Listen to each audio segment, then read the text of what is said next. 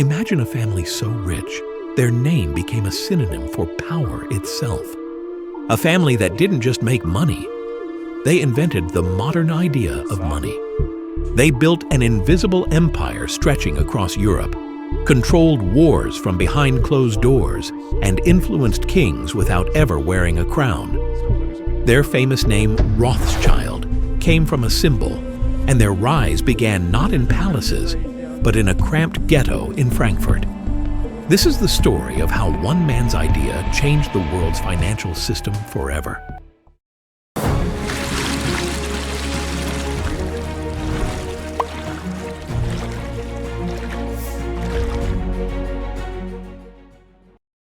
The Rothschild Empire started in the cramped, cobbled lanes of Frankfurt's Jewish ghetto in the mid-1700s. At the time, the family was still very much unknown, and merely among the vast numbers of Jewish money changers operating in Germany at the time. But everything changed when Mayer Amschel Rothschild dared to dream and do something different. Mayer and his family lived under a sign with a red shield on it. In 18th century Frankfurt, houses didn't have numbers, they had signs. Mayer Amschel's family house had a red shield sign hanging over the door. In German, that's Zum Roten Schild, which literally means at the red shield. Over time, that became the family's surname, Rothschild. So Rothschild isn't some mysterious code name or some dark demonic name. It's just the old street sign description of their original house. But let's get back to how Mayer built an empire that has lasted through generations.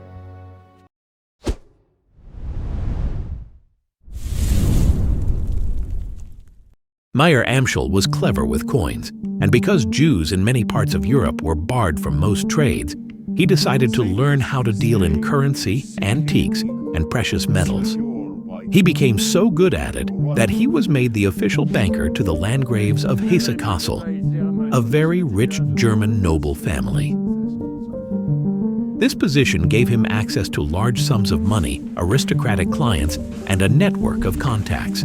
And even better, it could grant him a noble status.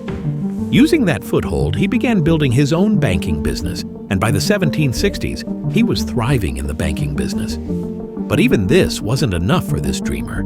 He needed something different from the banking system that existed at that time. By the late 18th and early 19th century, Mayer got his wish.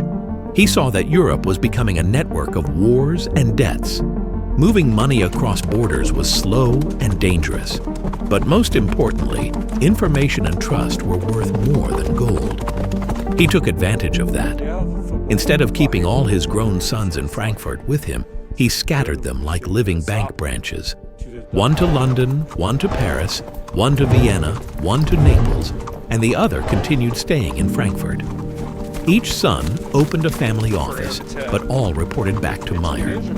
The Rothschild brothers created a family network of couriers and secret accounting that could transfer funds faster and safer than governments could. But they didn't just move money, they moved news too. They set up couriers and secret codes so a Rothschild brother in London could send a message faster than any government could. If a war was won or lost, if a king needed a loan, they knew first. And this gave them an edge no one else in the world had. They financed armies, rebuilt economies after battles, and underwrote bonds for governments. They were like the internet of money before the telegraph existed. Because it was all family, they trusted each other absolutely, which meant no leaks and no defaults. In a time when communication was by horse, that was revolutionary. Their discretion and speed made them richer and more powerful than anyone could see. They didn't flaunt it with thrones or crowns. They built it behind the scenes. They also kept it in the family. Marriages, partnerships, everything was designed to keep control tight. By the mid-19th century, the Rothschild name had become shorthand for hidden wealth and quiet influence. That secrecy, of course, also bred myths and conspiracy theories that still float around today. People whispered that the Rothschilds didn't just finance wars, they caused them to make a profit, and that they owned every central bank on earth. that they had secret vaults of gold and a master plan for a new world order. None of these talks has ever been proven. In fact, most of it originated from old pamphlets from the 1800s that were a mix of lies and a touch of truth. One of the rumors in these pamphlets suggested that in 1815, during the Napoleonic Wars, Nathan Mayer Rothschild, who ran the London branch of the family bank, supposedly received early news that Britain had defeated Napoleon at the Battle of Waterloo.